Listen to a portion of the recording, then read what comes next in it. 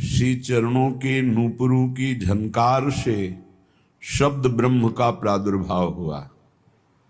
आ उ मा ओम, इसी से समस्त त्रिभुवन का विस्तार हुआ है। आ ब्रह्म है, जैसे ब्रह्म सर्वत्र व्याप्त है ऐसे हर अक्षर पे आ व्याप्त है। ये प्यारी जू के नूपुरों से प्रकट हुआ है। का खा गा आ सर्वत्र ब्रह्म की उपस्थिति है। प्यारी जू के श्री चरणों की नख कांति का तेज ऐसा प्रबल तेज है, जिस तेज में योगी जन ध्यान करते हुए लीन हो जाते हैं, पर प्यारी जू के चरण तक नहीं पहुंच पाते। ब्रह्म तेज को ज्योति जहां योगेश्वर धरें ध्यान, ताही को आवरण तहां नहीं पावे को जान। उस तेज को भेद कर तेजो रूप निकुंज एव कलयन नेत्रादि पिंड स्थितम, ये आचार्य सहचरी स्वरूप उनकी कृपा से इस तेज को भेदने की जो सामर्थ्य है वो मंत्र से प्राप्त होती है। कल्याण हो जाना, भगवत प्राप्ति हो जाना ये सहज है। नाम जप करते हैं, सतधर्म से चलते हैं, पर प्रिया प्रीतम की सहचरी बनकर उनकी सेवा में निरंतर रहना, समस्त सुखों की खान मोक्ष सुख को भी त्याग कर, लोक लोकांतर के सुख तो मोक्षाभिलाषी ही त्याग देता है, लेकिन प्रियालाल के प्रेम सुख की अभिलाषा मोक्ष सुख की अभिलाषा का भी त्याग करा देती है। ये केवल निकुंज से जो आए हुए आचार्य रूप सहचरियां हैं, उन्हीं के प्रदत्त मंत्र में इतनी सामर्थ्य है कि तेज का जो आवरण है उसको भी चीर कर, उसको भी पार कर प्यारी जू के गोरे चरणारविंद तक पहुंच पावे। इसलिए यहां कह रहे आनंद अहलादिन मिली दो, प्रेम प्रीति रस ठानी, जिनके पद नूपुर कलरसों शब्द ब्रह्म प्रगटानी। भगवान शंकर त्रिकालज्ञ हैं। उन्होंने देखा कि अनेक मंत्रों का प्रादुर्भाव प्यारी जू के नूपुरों की झनकार से हुआ। राधा कृपा कटाक्ष में पढ़ लेना, अनेक मंत्र नाद मंजू, हाँ, नूपुरों के रव, नूपुरों की ध्वनि से जो स्खलित होता है, अनेक मंत्र प्रादुर्भाव प्यारी जू के चरण नूपुर से हुए। जाकी महिमा प्रगट वेद में, नेति ही नेति बखानी, ताको वैभव प्रगट निकुंज में, यहाँ अद्भुत खेल कहानी। जय जय नित्य विहारिणी रानी। जिसे वेद नेति नेति कहता है,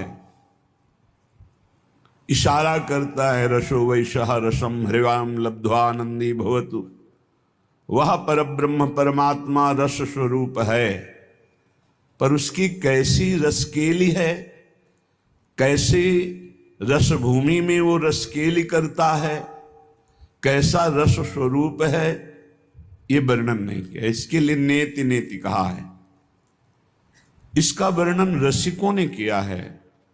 वृंदावन नित्य विहार रस के रसिकों ने, जो रस ही की मूर्ति दो रसिक लाडली लाल, रससों ही बिलसत रहें रस भरे नैन विशाल, इनको देखा, नेति नेति नहीं, इनको देखा, इनकी रसकेली को देखा, रसभूमि वृंदावन को देखा, और अपने भी रस स्वरूप का अनुभव किया।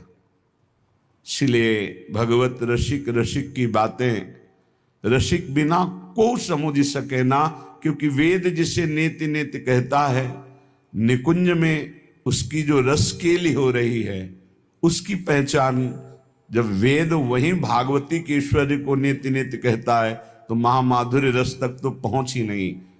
जो रस नेति नेति श्रुति भाख्यो, ताको तय अधर सुधा रस चाख्यो। शाखा पत्र फूल फल सब देखत ही सुखदानी। वृंदावन की लता, वृंदावन के फल फूल, खग मृग पशु पंक्षी, इनके दर्शन मात्र से माया दुख का नाश हो जाता है। अली माधुरी सब ही की मूल, ये श्री राधा महारानी। महामाधुर्य रस, प्रेम रस, उत्तम भक्ति रस और महाशक्ति, ये सब की मूल है श्री लाडली जो।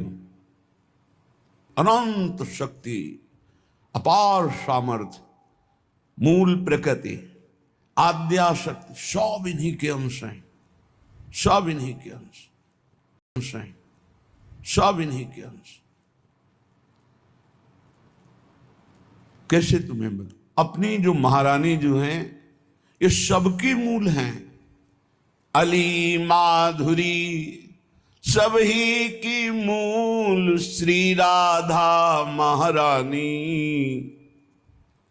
महाप्रभु ने भी कहा है श्रीमद राधा सुधामदी, ये जो श्लोक है ना, प्रेमणासन मधुरोज्जल हृदयम श्रृंगार लीला कला वैचित्री परमावधिर भगवता पूज्य कापी शता ईशानी च सची महासुख तनु शक्ति स्वतंत्रा परा श्री वृंदावन नाथ पट्ट महिषी राधे सेव्याम।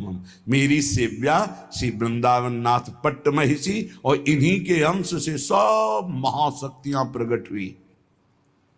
सबकी मूल श्री राधा महारानी। बड़े भाग्यशाली जिनको श्री किशोरी जी की दया दृष्टि से श्री धाम वृंदावन का आश्रय मिला, रसिकों का संग मिला, और जुगल नाम, जुगल मंत्र, जुगल उपासना, जुगल सेवा, ये अद्भुत सौभाग्य है। श्रीपाद प्रबोधानंद जी महाराज कहते हैं कि जो दृढ़ता पूर्वक रसिकों का संग और वृंदावन की उपासना का रंग, तो बोले ये नित्या निर्विकारा, वो नित्य स्वरूप को प्राप्त होते हैं। रोज का रोज विकार धीरे धीरे नष्ट होते जाते हैं। ये जो विकार हैं ये उन्माद पैदा करते हैं। प्रमाद स्थिति, प्रमादित कहते हैं करने योग्य कार्य को ना करना और ना करने योग्य कार्य का उत्साह हो जाना, इसे प्रमाद कहते हैं। बहुत खतरनाक है। करने योग्य कार्य में उत्साहहीनता ना करना और ना करने योग्य कार्य में प्रबल उत्साह हो जाना, ये बड़े बड़े बुद्धिमान विवेकियों को भी नीच आचरण में उतार देता है। प्रमाद ये तभी रहता है जब भजन का क्रम टूटता है। आप देख लेना, ना करने योग्य कार्य का जब आपके हृदय में प्रभाव छा रहा हो, तब आप उस समय तो देख ही नहीं सकते। अगर देख ले तो समझ जाए, उस समय नाम नहीं चल रहा होगा, उस समय भगवत विस्मरण हो रहा होगा। बहुत अच्छा साधक है तो ऊहापोह की स्थिति होती, करूं कि ना करूं, अच्छा है कि ना करूं, कैसे वो मन बार बार विषयों की तरफ आकर्षित, सुनना, देखना, भोगना, चखना, ये खाऊं कि ना खाऊं, नहीं खाना उचित है, बाद में तो फिर भजन से सब ठीक ही हो जाएगा। वो अच्छा जो साधक है वो ऊहापोह में फंसता है उस समय। लेकिन जो नाम जापक निरंतर है, कभी प्रमाद की स्थिति उस पर आना भी चाहे तो टिकती नहीं है। जो रसिकों का संग करते हैं, श्रीधाम वृंदावन की उपासना के रंग में है, तो ये नित्य निर्विकारा, वो अपने नित्य स्वरूप की प्राप्ति के लिए या नित्य स्वरूप में स्थित है, इसलिए निर्विकाराः। रसिक में कोई भी विकार नहीं होता। फिर भी आप भोजन रखो तो अनुकूल प्रतिकूल उसमें ये हटाओ, ये रख लो, ये ऐसा, ये नहीं पता, ये पालेंगे। इसका मतलब क्या अभी उनके अंदर कोई प्रियता है, कोई त्याज्य है? नहीं, ये स्वभाव साधना का है, स्वभाव है साधना का। साधना से स्वभाव उस कोटि का परिपक्व हो गया है कि साधना और शरीर के अनुकूल ही विषय को ग्रहण करेंगे, प्रतिकूल का त्याग कर देंगे। ये उनकी स्वाभाविक स्थिति है, स्वरूप से इसका कोई लेना देना नहीं।